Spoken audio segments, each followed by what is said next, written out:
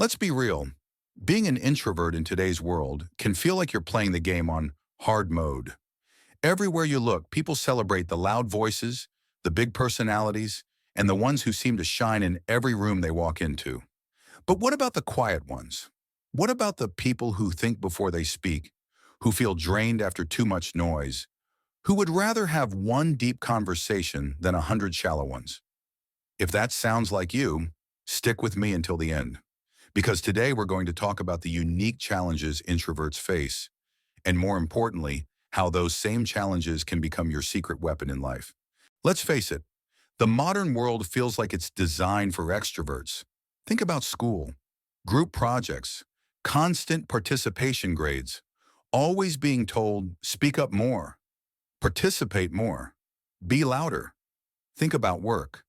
Companies want people who are outgoing and team players.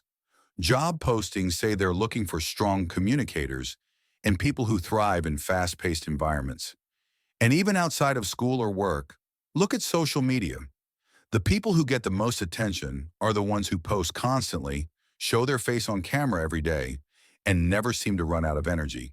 For introverts, this can feel exhausting, like the world is asking you to perform nonstop, when what you really want is a little space to breathe and just be. And if you've ever felt like you're being left behind because you're not the loudest voice in the room, I want you to know there's nothing wrong with you. You're not broken. You're just wired differently. Let's talk about the daily challenges introverts face. For starters, crowded rooms drain you.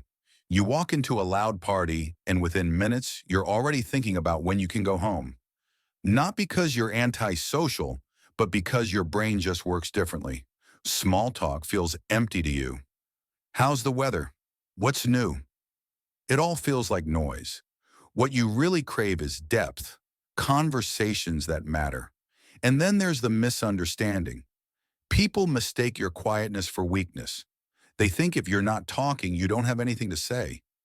They assume silence means shyness. They don't realize that in your silence, you're watching, listening, and processing. Sometimes even family or friends don't get it. They ask, "Why are you so quiet? Why don't you join in more?" And that can make you feel like something's wrong with you. But hear me clearly, nothing is wrong with being introverted. Your struggles are real, but they're also tied to your greatest strengths.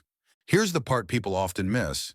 The very things that make life harder for introverts also give them incredible strengths.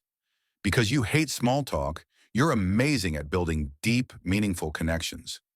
You may not know everyone in the room, but the people you know well. Because crowds drain you, you've learned to value solitude. And in that solitude, you think, reflect, and create.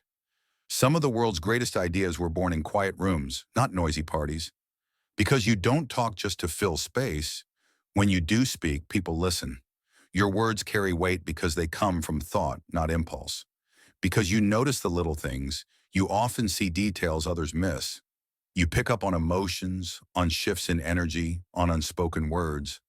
That makes you a natural observer and often a wise friend or leader. History is filled with introverts who change the world.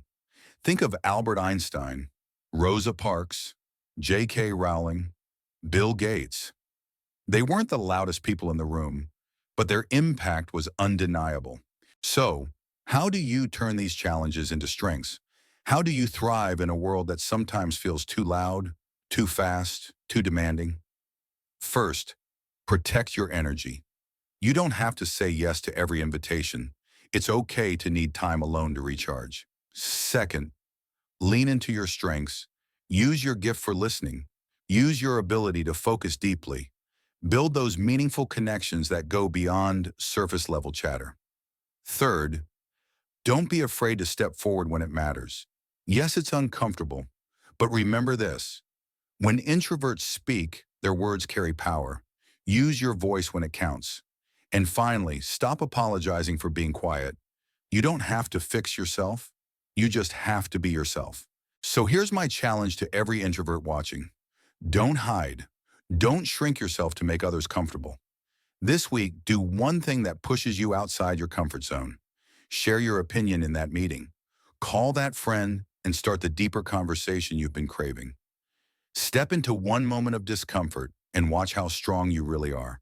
Because introverts may not always be the loudest, but they often carry the wisdom that changes everything. So remember this, being an introvert is not a weakness, it's a strength. Yes, you face unique challenges, but those challenges shape you into someone thoughtful, resilient, and powerful in ways the world desperately needs. If this message spoke to you, don't let it stop here. Hit that like button, subscribe, and turn on notifications so you don't miss the next video. This is a space where quiet voices matter, where introverts can find strength in their uniqueness. Stay true to who you are. The world doesn't need you to be louder. It needs you to be you.